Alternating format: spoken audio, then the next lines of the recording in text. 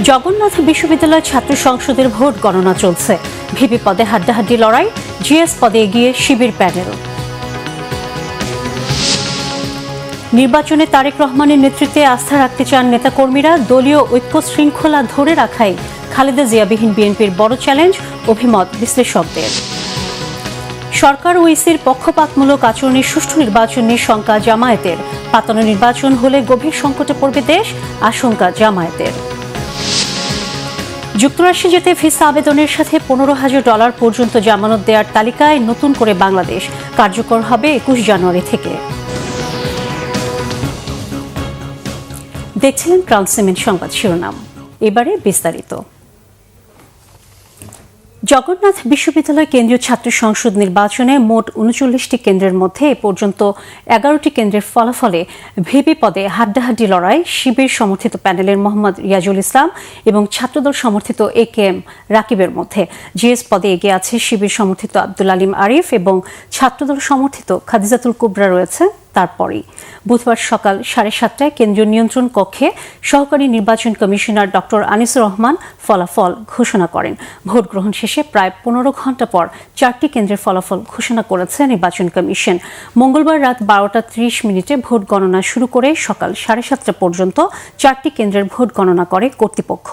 প্রথমে manually vote গণনা করে, পরবর্তীতে সেটি ডিজিটালে গণনা করা হয়।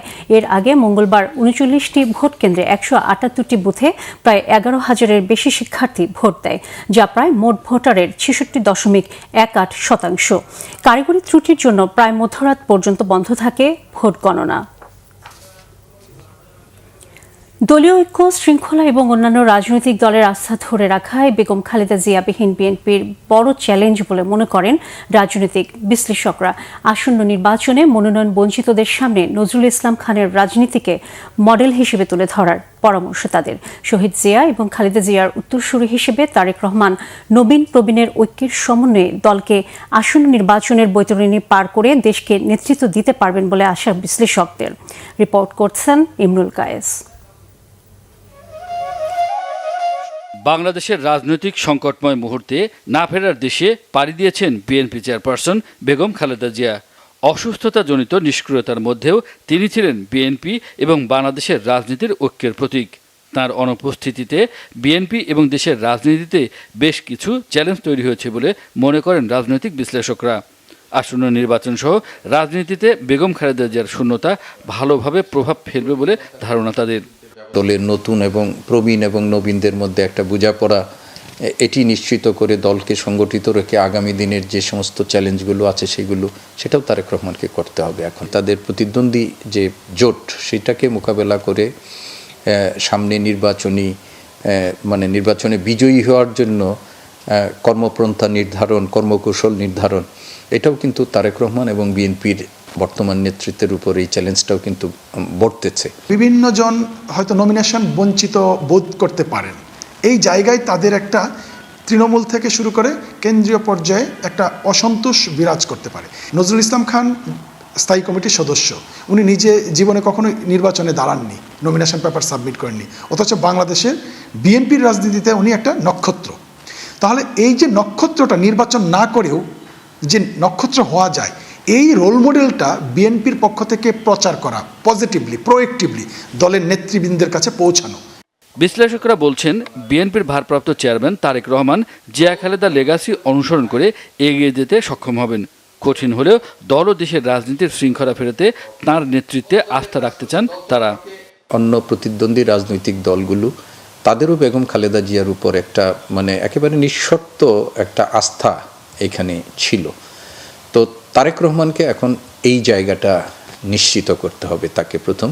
একই সাথে যারা রাজনীতি করেছেন সেই জোটের মধ্যেও তার নিরঙ্কুশ একটা বলবো যে নেতৃত্বের জায়গা, তাকে কিন্তু এটা নিশ্চিত করতে হবে।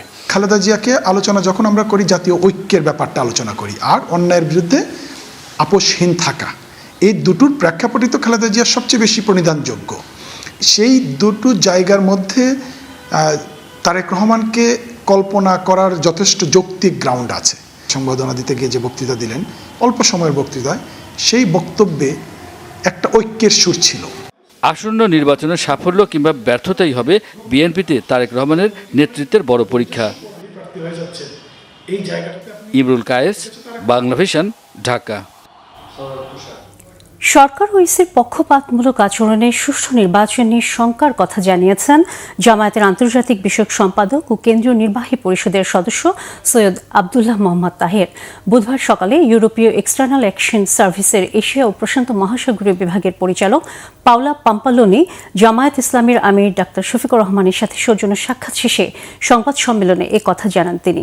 বলেন, আগামী নির্বাচনের পর্যবেক্ষক পাঠানো ও রোহিঙ্গা ইস্যুসহ বিভিন্ন বিষয়ে আলোচনা হয়েছে। এছাড়া বিগত দিনগুলোতে দেশের সুষ্ঠু নিরপেক্ষ নির্বাচনের অভাবে সংকটের কথা তুলে ধরা হয়েছে বলেও জানান আব্দুল্লাহ মোহাম্মদ তাহের। আইনশৃঙ্খলা পরিস্থিতির অবনতি এবং প্রশাসন একটি দলের দিকে ঝুঁকে যাওয়ায় সুষ্ঠু নির্বাচন নিয়ে দেশবাসীর উদ্বেগের কথা তুলে ধরে তিনি আরও জানান, সরকার এবং নির্বাচন কমিশনের পক্ষপাত আচরণ সুষ্ঠু নির্বাচন নিয়ে শঙ্কা তৈরি করেছে। পাতানো নির্বাচন হলে গভীর সংকটে পড়বে দেশ। অবাধ এবং সুষ্ঠু না হয়, নিরপেক্ষ না হয়, তাহলে ক্রাইসিস কিন্তু শেষ হবে না, ক্রাইসিস আবার নতুন করে তৈরি হবে এবং এটা আরও গভীরতর হবে। গত 1-2 সপ্তাহ ধরে বাংলাদেশে সরকার এবং আমাদের ল এনফোর্সিং অথরিটি যারা আছে, ইনক্লুডিং সেনাবাহিনী, যেভাবে একটি বিশেষ দলের প্রতি ঝুঁকে পড়েছে এবং প্রশাসন যেভাবে একটা দলের আনুগত্য দেখাচ্ছে, এতেই আশঙ্কা তৈরি হয়েছে যে আগামী নির্বাচনটি কি আবার পাতানো নির্বাচন হবে কিনা। যুক্তরাষ্ট্রে যেতে ভিসা আবেদনের সাথে $15,000 পর্যন্ত জামানত দেওয়ার তালিকায় নতুন করে বাংলাদেশ, ভেনেজুয়েলা সহ আরও 25টি দেশকে যুক্ত করেছে। ভিসা বন্ডের শর্তযুক্ত দেশের তালিকায় নতুন করে 7টি নাম যুক্ত করার সপ্তাহ পার না হতেই এর 3 গুণ বড় সংশোধনী প্রকাশ করেছে মার্কিন পররাষ্ট্র দপ্তর। এতে নতুন তালিকায় ভিসা বন্ডের শর্তের আওতায় এসেছে 38টি দেশ। আগামী 21 জানুয়ারি থেকে এটি কার্যকর হবে। এর ফলে ভিসা আবেদনকারী বাংলাদেশিদের $18,35,000 টাকা পর্যন্ত জামানত দিতে হতে পারে। প্রতি বছর বিদেশি শিক্ষার্থী, পর্যটক ও কর্মীকে অস্থায়ী নন ইমিগ্রেন্ট ভিসা দেয় যুক্তরাষ্ট্র। এর মধ্যে অনেককেই ভিসার শর্তভঙ্গ করে সেখানেই থেকে যান, নানা অপকর্মে জড়িত হন। প্রেসিডেন্ট ট্রাম্প গত বছরের জানুয়ারিতে ক্ষমতায় আসার পর থেকে অভিবাসীদের নিরুৎসাহিত করতে ব্যাপক দমন অভিযান চলছে যুক্তরাষ্ট্রে। এর ধারাবাহিকতায় সাময়িক ভিসা দেওয়ার ক্ষেত্রে বেঁধে দেয় সময়সীমা এবং শর্ত মানানোর উদ্দেশ্যে গত আগস্টে উচ্চহারে জামানতের ব্যবস্থা চালু করেছে ট্রাম্প প্রশাসন। ফেলানী হত্যার 15 বছর আজ।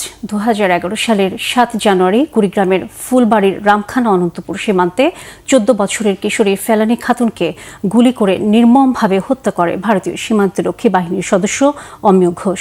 সেদিন প্রায় 4.5 ঘন্টা কাঁটাতারে ঝুলেছিল 14 বছরের কিশোরীর নিথর দেহটি। ঘটনাটি আন্তর্জাতিক গণমাধ্যম সহ বিশ্বের মানবাধিকার সংগঠনগুলোর নজরে আসে। তীব্র সমালোচনার মুখে পড়ে ভারত, কিন্তু দীর্ঘ সময় পেরিয়ে গেলেও এখনও বিচার পায়নি ফেলানীর পরিবার। কুড়িগ্রাম থেকে শফিকুল ইসলাম বেবুর রিপোর্ট, জানাচ্ছেন সিরাজুম মুনির শুভ। কুড়িগ্রাম সীমান্তে কিশোরী ফেলানীর নির্মম হত্যাকাণ্ড ইতিহাসের এক বেদনাবিধুর অধ্যায়। 1.5 যুগ পেরুলেও ন্যায় বিচারের মুখ দেখেনি পরিবার। সময়ের আবর্তে অনেক কিছুই বদলে গেলেও বদলায়নি ফেলানীর বাবা নুরুল ইসলামের অপেক্ষা। জেলার নাগেশ্বরী উপজেলার কালোনিটারি গ্রামের নুরুল ইসলাম ছিলেন দিনমজুর। অভাবের সংসারে সচ্ছলতার আশায় 14 বছরের ফেলানীকে নিয়ে যান ভারতে। ইটভাটা ও বসতবাড়িতে কাজ করে দিন চলছিল ভালোই, কিন্তু দেশে ফেলানীর বিয়ে ঠিক হওয়ায় বাংলাদেশে ফেরার সিদ্ধান্ত নেন বাবা। কিন্তু জীবিত ফেলানী আর বাড়ি ফেরেনি। 2011 সালের 7 জানুয়ারি ভোরে সীমান্ত পার হওয়ার সময় ফুলবাড়ির অনন্তপুর ও ভারতের দিনহাটা সীমান্ত এলাকায় ঘটে মানবতাকে নাড়া দেওয়া সেই ঘটনা। বেড়া টপকানোর সময় বিএসএফ সদস্য অমিয় ঘোষের গুলিতে প্রাণ হারায় ফেলানী। সেদিন তার নিথর দেহ কাঁটাতারের সঙ্গে ঝুলেছিল 4.5 ঘন্টা। ফেলানী হত্যার বিগত 15 বছর হয়ে গেল, আজ পর্যন্ত আমরা সঠিক বিচার পাইনি। গ্রামবাসী হিসেবে আমাদের দাবি যাতে আমরা সঠিক বিচার পাই। দীর্ঘ 15 বছর থেকে এই বিচারটা ইন্ডিয়াতেও চলতেছে, কিন্তু এটার কোনো সমাধান হয় না। ঘটনার 2 বছর পর 2013 সালের 13 আগস্ট ভারতের কোচবিহারে জেনারেল সিকিউরিটি ফোর্সেস কোর্টে ফেলানী হত্যার বিচার কার্যক্রম শুরু হয়। সাক্ষ্যগ্রহণ শেষে খালাস দেওয়া হয় অভিযুক্ত অমিয় ঘোষকে।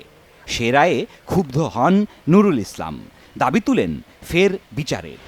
আমার মেয়ের ফেলানির 15টা বছর হয়ে গেল, আমি আজ বিচার পাইনি, এখন আমি বিচার অপেক্ষায় আছি, সেই ফেলানি বিচারটা আমি পাবো। আমি এখনও শুনতেছি কাটাতারে মানুষ অনেক মারা যাইতেছে সীমান্তে, আমি এটা দেখতে চাই না, আমি সীমান্ত হত্যা বন্ধ চাই। 14 বছর হয়ে গেল, 15 বছরে পড়লো, এখন তুই আমি বিচার পাইনি। 14 বছর ধরেই খালি আমার আশা করে আছি যে বিচার হবে, কিন্তু আজও যাবত আমি বিচার পাইনি। পরে 2014 সালের 17 নভেম্বর আবারও আদালতে সাক্ষ্য দেন ফেলানির বাবা। কিন্তু 2015 সালের 2 জুলাই দ্বিতীয়বারের মতো অমিয় ঘোষ খালাস পায়। প্রতিবাদে নুরুল ইসলাম ও ভারতীয় মানবাধিকার কর্মী কিরিটি রায় দেশটির সুপ্রিম কোর্টে রিট করেন, কিন্তু বারবার শুনানির তারিখ পেছানোয় আজও নিষ্পত্তি হয়নি। ফেলানি হত্যাকাণ্ডের সঙ্গে জড়িত এবং দায়ী যে সদস্য, বিএসএফ সদস্য, তাকে দৃষ্টান্তমূলক শাস্তি প্রদান করা হোক, তাহলে ভারতের প্রতি মানুষের বিশ্বাস এবং আস্থা ফিরে আসবে। সে ঘটনার পর পেরিয়েছে প্রায় 1.5 যুগ। ফেলানি হত্যার বিচার হয়নি আজও। গত 15 বছর ধরে ন্যায়ের অপেক্ষায় পরিবার। দাবি একটাই, মেয়ের হত্যাকারী অমিয় ঘোষের বিচার। সিরাজুম শুভ, বাংলা ভিশন, নিউজ ডেস্ক। খেলার খবর। টি-20 বিশ্বকাপ। বাংলাদেশকে আসন্ন টি-20 বিশ্বকাপে খেলতে হলে ভারতে যেতেই হবে, না হলে হারাতে হবে পয়েন্ট। এই দাবি করে ক্রিকেট বিষয়ক ওয়েবসাইট ESPN ক্রিকইনফো খবর প্রকাশ করেছে। বিসিবির দাবি, এমন কোনো চূড়ান্ত সিদ্ধান্তের কথা আইসিসির পক্ষ থেকে এখনো জানানো হয়নি। ভারতের টি-20 বিশ্বকাপে দল পাঠাতে রাজি নয় বাংলাদেশ, কারণ মুস্তাফিজ ইস্যুতে তৈরি হওয়া নিরাপত্তা শঙ্কা। বিষয়টি নিয়ে মঙ্গলবার আইসিসি ও বিসিবির মধ্যে আলোচনা হয়। ESPN ক্রিকইনফো জানিয়েছে, ভার্চুয়াল বৈঠকে বিসিবিকে আইসিসি বলে দিয়েছে নিরাপত্তার কারণে বাংলাদেশের ম্যাচগুলো ভারতের বাইরে আয়োজন সম্ভব নয়। ফলে বাংলাদেশকে বিশ্বকাপে খেলতে হলে ভারতে যেতেই হবে, না হলে পয়েন্ট হারাতে হবে। বৈঠকের পর এখন পর্যন্ত আইসিসি, বিসিসিআই ও বিসিবির পক্ষ থেকে আনুষ্ঠানিকভাবে কোনো কিছু জানানো হয়নি। এবারের আসর আগামী 7 ফেব্রুয়ারি ভারত ও শ্রীলঙ্কায় শুরু হয়ে 8 মার্চ পর্যন্ত চলবে। সি গ্রুপে বাংলাদেশ তাদের প্রথম 3টি ম্যাচ খেলবে কলকাতায়। 7 ফেব্রুয়ারি ওয়েস্ট ইন্ডিজ, 9 ফেব্রুয়ারি ইতালি এবং 14 ফেব্রুয়ারি ইংল্যান্ডের বিপক্ষে। গ্রুপে টাইগারদের শেষ ম্যাচ 17 ফেব্রুয়ারি মুম্বাই, নেপালের বিপক্ষে। গত শনিবার বিসিসিআই এর নির্দেশে কলকাতা নাইট রাইডার্স IPL এর দল থেকে মুস্তাফিজকে বাদ দেওয়ার পরেই আইসিসিকে চিঠি দেয় বিসিবি। অনুরোধ করে বাংলাদেশের ম্যাচগুলো ভারত থেকে সরিয়ে নেওয়ার। গত ডিসেম্বরে অনুষ্ঠিত IPL নিলামে KKR 9 কোটি 20 লাখ রুপিতে টাইগার তারকা মুস্তাফিজকে কিনেছিল। দর্শক, এরই সাথে শেষ করবো এখনকার সংবাদ। পরের সংবাদ দুপুর 2টায়, এর আগে একটা রয়েছে নিউজ টপ 10, দেখার আমন্ত্রণ রইল। এছাড়া বাংলা ভিশন সংবাদ ও সংবাদ সংশ্লিষ্ট অনুষ্ঠান দেখতে ভিজিট করুন www.bfnews24.com ও facebook.com/banglavisionnews-এ এবং সাবস্ক্রাইব করুন youtube.com/banglavisionnews-এ। সাথে থাকার জন্য ধন্যবাদ সবাইকে।